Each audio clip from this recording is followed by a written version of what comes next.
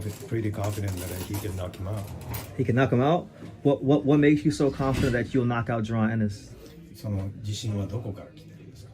やっぱりジャロン・エニス選手の試合を見てもそうですし、あと、自分のこのいろんな海外の選手とスパーリングをやっていく中で、やっぱこういいパンチが当たったりとか、あまりもらわなくなったりとか、そういう実践的なところで自分の自信がつきました。Yeah, he's confident because he's been doing the sparring with the foreign the partners, and while he's doing it, and he figured out like he can beat him, like he can knock out the boots. Okay, and what kind of 確率はもっと高いイメージあるんで、来年やりましょうってぐらいの感じです。Yeah, he wants to do it next year. Brian Norman? Then, yeah, 2025. Okay, maybe he's pretty confident that he can win over him. Yeah, and he thinks that Boots Ennis is the top guy of the welterweight. So How much do you think it would take to get Barrios in the ring with Boots? Shit, maybe 100 million. I don't know. we don't know, but but ここにいるうちの本物のスクールスポーツのために行こうぜ、ベイビーバンとの国は気をつけて。現実になることがありますからね。Alright, so we're going to go ahead and continue the long-standing tradition of covering Japanese boxing here on True School Sports. True School Sports, the #1 source for Japanese boxing in America. From an American, arigato gozaimasu. Thank you to everyone out there. And Ayete Okata, nice to see all the lovely viewers tuning in. Now listen, things are heating up in the welterweight division. Things are getting really, really interesting in our welterweight division because now you've got this big fight between two American, young, undefeated, explosive welterweights that seem to be on a collision course. Jaron Ennis, amazing performance over the weekend against Eimantas Stanionis. Probably the best performance of his career. Best performance he's had in a couple of fights. Love what I saw from Boots this week. That's what we want to see more of from Boots. That's what we all know he's capable of doing, right? So very encouraging stuff. Then you got Brian Norman Jr., the youngest world champion in boxing, a fighter that, I still think his best boxing is yet to be seen, and he's very much still in development. And even though his team took a lot of criticism, even from me, when they didn't originally take the Boots fight, I think now Brian Norman's team has actually got Brian Norman in a great position, just so long, of course, as he keeps winning. Because if he loses a fight, then it won't look so good. But he looks like he's on a very much upward trajectory, and he really is punching like that, right? But the wild card in all this, the caveat in all this, guys, you got to welcome from Japan. Jin Sasaki, one of the most explosive fighters in the division, one of the most entertaining fighters from Japan, and one of the most engaging personalities from Japan. I've interviewed my fair share, as many of you guys know, I've interviewed my fair share of Japanese fighters. There's nobody like Jin Sasaki, right? And so he, getting to the main idea of this video, Jin Sasaki, he's actually in Las Vegas right now. He's in camp at Ismail Salas's gym, preparing for what's next, and he's been sparring Carmel Moulton, which I think is good sparring for him. But yeah, Jin Sasaki, he went to a sports bar in Las Vegas, and he actually watched the Ennis versus Stanionis fight, and he actually had some choice words for Jaron Ennis. So here's what Jin Sasaki stated. He stated the following, and I quote, "Today, I went to watch Ennis versus Stanionis match at a sports bar. I was a bit nervous at the beginning, but Ennis won the fight overwhelmingly, which was great and reassuring. I am the only one who will be able to defeat Ennis in the future, so I am the best opponent to prove that I am the strongest in the near future. Congratulations to Jaron Ennis." So listen, Jin Sasaki with some choice words for Jaron Ennis. He says that he is the man to beat Jaron Ennis. Now listen, before he even talks about Jaron Ennis, and this is why I'm happy that he's in the division, because I feel like he's gonna bring something very different to this division. Because look, and I'm very adamant about this. I've changed my stance on this. Sometimes when things initially happen, I don't always get things right, and nobody always gets things right. So I think I jumped the gun a little bit back when Brian Norman didn't take the fight, because you have managers for a reason, and I should understand that more than most people because I help advise some fighters. You have managers and advisors for a reason to get what they feel is the best for your career, from a money sense, from an opportunity sense, and it's all about taking the right fights at the right time, right? So Brian Norman Jr., Adrian Clark, Jolene Nizzoni, Fighters First Management, they decided that, you know what, look, the Jaron Ennis fight is a great opportunity, but what they got offered, they feel like it wasn't the right time. And even though it was $1.7 million, they feel like, look, they're with Brian Norman Jr., they feel like they know what they have, so they turned the fight down, and Brian Norman's defended the belt against Cuevas. And now, look, Brian Norman has a chance to go to Japan and defend the belt against Jin Sasaki. And I'll tell you one thing about the Japanese. They never had a welterweight champion. They're more than ready, willing, and able to pay good money for this fight because they're going to back their fighter, Jin Sasaki, to go in there and beat Brian Norman Jr. Now, if Brian Norman goes to Japan and he beats Jin Sasaki, that's like you now opening up a whole another fan base. You're going to get fans from Japan, one of the biggest boxing markets in the world. Japan is such a big boxing market that, you know, a young man from South Florida who knows about 10 words of Japanese and just loves Japanese boxing has actually made it a focal point of his channel. Me, an American, I made covering Japanese boxing a focal point of my channel, not just because I love Japanese boxing, but also because there's a market out there for it, and there's a lot of Japanese boxing fans out there, and there's a lot of fans in America who want to learn about Japanese boxing, right? So he's raising his profile in a way that's like outside the box.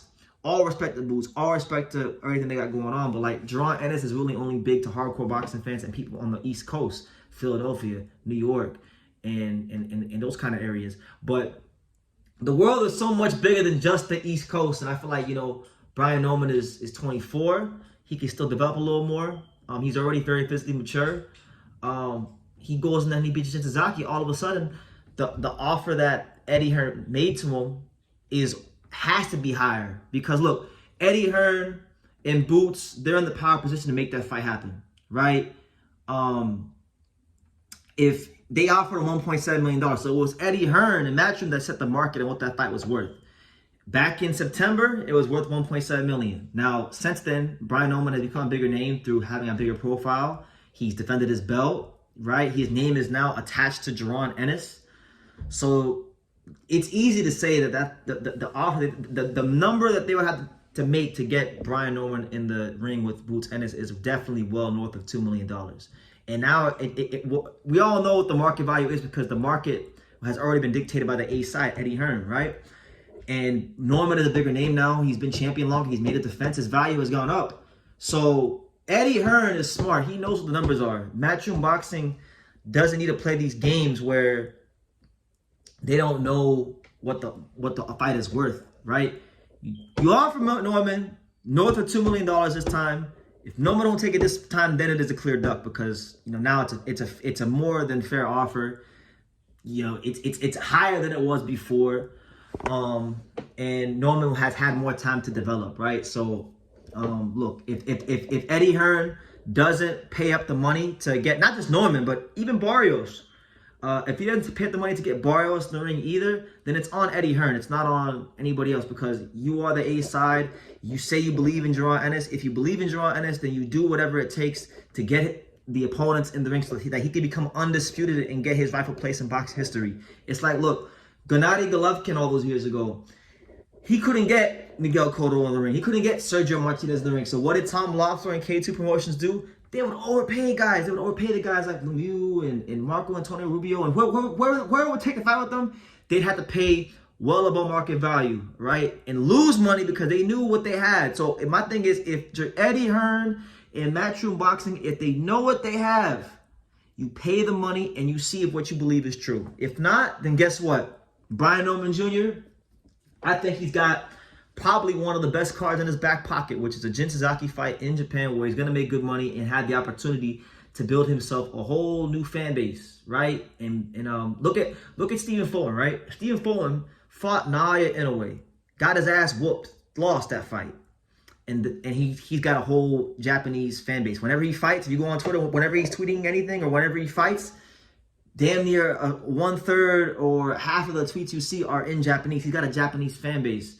And so the Japanese fans, as long as you go in there and you fight your heart out and you're respectable and you bring something to the ring, they're gonna respect you and get behind you, right? So they're not like, they don't really like, they don't think quite like us in America, right? And I like the Japanese fans. I love the Japanese fans. I developed a great relationship with the Japanese fans through my content over the years. So I feel like, look, you know, I get a lot of criticism to Brian Norman Jr. and I even told Brian Norman Sr. because he commented on a recent video I did about Jin Sasaki, and I told him, I said, look, man, I was wrong. I gotta be honest. I gotta be a man. It's good when you're right and talk and you can talk your shit when you're right, but when you're wrong, you gotta come out and say it. They put Brian Norman in the better position just so long as he wins. Now, if he loses, I'm gonna say, if he loses to Jin Sasaki, then Brian Norman Jr. ain't in a great position no more, and he's gonna look like a fool. But if he keeps winning, then he's smart, because now Boots is in a position where the promoter, Eddie Hearn, has to give them north of $2 million to fight, because they already set the market on what the fight was worth back in September. Yesterday's price ain't today's price. Brian Norman Jr. is worth more now than he was in September, right? So that being said, going back to Jin Sasaki, because I know I'm all over the place and I hope you guys are enjoying the video, but going back to Jin Sasaki, Jin, one thing about him is this, and I know right now a lot of people are not gonna like what I'm gonna say, but this is what I believe. Now, I'm not a sheep. Whatever. I watch a lot of boxing. I don't got no life. My life is boxing. No, like Canelo said, no boxing, no life. So I know these fighters. I watch these fighters, man. One thing I can say about, in my opinion, I think Jin Sasaki is a better welterweight than Eimantas Stanionis. Yes, I said it. I think Jin Sasaki is a better welterweight in a tougher matchup than Eimantas Stanionis, and I'm gonna tell you why he is. Number one, Eimantas Stanionis, when he fought Boots, wasn't really fighting that much. That's number one. Very inactive. I have questions about whether or not the fight would have happened if he was active, but he wasn't very active. That's number one. Number two, he's got he don't got the fastest feet. He's not a above average athlete.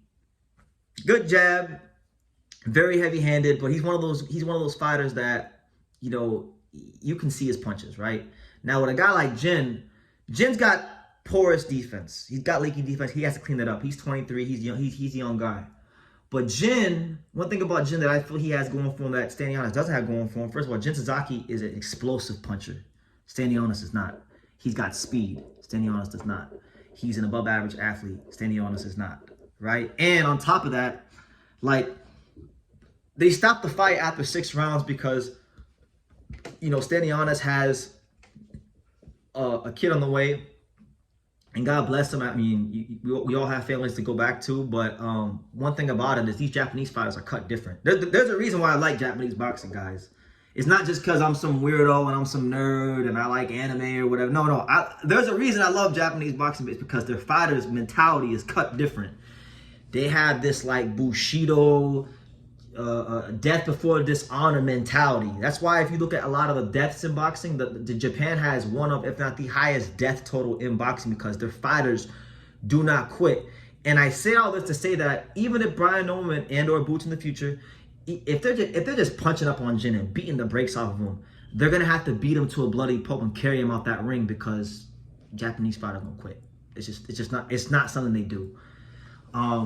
So that alone, his athleticism, his speed, his power, and just the ability to never ever quit, I think that makes him a more dangerous opponent than Stanionis. And I think Brian Norman Jr. taking that fight in Japan is actually just as, if not more dangerous than what Boots did with Stanionis. Because Stanionis showed you, he was in the build-up to the fight, Stanionis was saying he was a little too overly respectful for my liking, honestly. And I'm not saying he had to go in there and talk all this shit about Jaron Ennis, but I just never got the sense that he really believed he could win.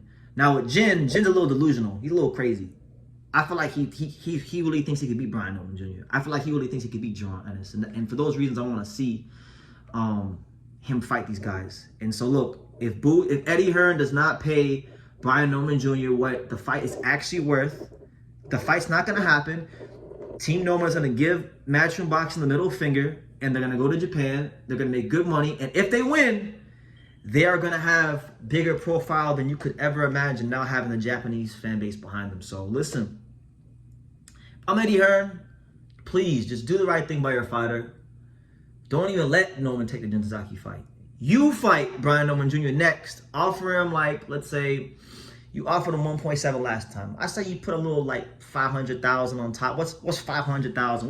Let's ask ourselves the question, guys. What's 500,000? What's $600,000 to Matchroom Boxing? Give these guys 500 to 600,000 on top of the 1.7. Make it somewhere upwards of like 2.2, 2.3 million dollars, and I think you'll have a fight. That's what I truly believe. If they don't do that and they want to try to make Boots behind to be this boogeyman, and then Boots is gonna go fight who? Because they're not gonna fight Barrios. Barrios would cost more to get in the ring than Brian Norman Jr. I mean, you guys saw the clip in the beginning of this video. Bob Santos pretty much made a joke and said tongue in cheek that, look, it's gonna cost a lot of money to get Mario Barrios in the ring. So just don't even go for that right now. Because I'm telling you, Barrios is going to be cost more than Brian. Just offer Brian Norman $2.3 million. Make the fight happen in Philly or wherever. And I think you'll have a fight. At that point, if Brian Norman doesn't take the fight, then I think you could say it's a duck. But if not, look, you're going to run the risk of Boots becoming weight drained, Norman going to Japan, Norman potentially beating a Jin Sasaki, and, having a bigger profile. And look, in the event that Jin Sasaki become the welterweight champion of the world, oh Lord, y'all don't want that. I'm telling y'all right now. I'm telling to all the Boots fans, to all the Brian Norman fans. I'm telling y'all right now, y'all don't want Jin to be a champion. Because if Jin, like, let's just say if Brian Norman go over there and Jin clip him with a left hook or something like that, and he just loses the fight, I'll tell y'all straight like this: if that happens, Jin Sasaki is the A side against everyone in the welterweight division, because the whole of Japan is going to be behind him, and everyone involved, like from Hachiochi Nakaya Boxing Gym to Ohashi, to all of you, Mr. Honda, whoever the case may be. Everyone in Japan, every power player in Japan, from a promotional standpoint, is going to be putting up money from the fight. So listen, you better just make Brian Norman versus Jaron Ennis, because if Brian Norman go over there and he don't win, and Jin Sasaki get a hand on the belt, everyone's the B side. Everyone has to go to Japan. So I'll leave it at that. This is a longer video than I wanted it to be, but I just had to come out here and had so much to say, because really and truthfully, Jin Sasaki is the wild card of this division, and I think he's making things really interesting. So yeah, leave your comments down below.